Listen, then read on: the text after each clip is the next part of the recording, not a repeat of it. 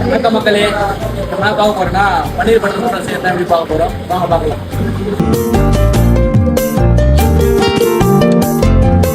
மத்தி மீனாயிர உப்பு மீன காயிர கண்ணாலதான் என்ன ஊத்தி என்ன வறுக்கிற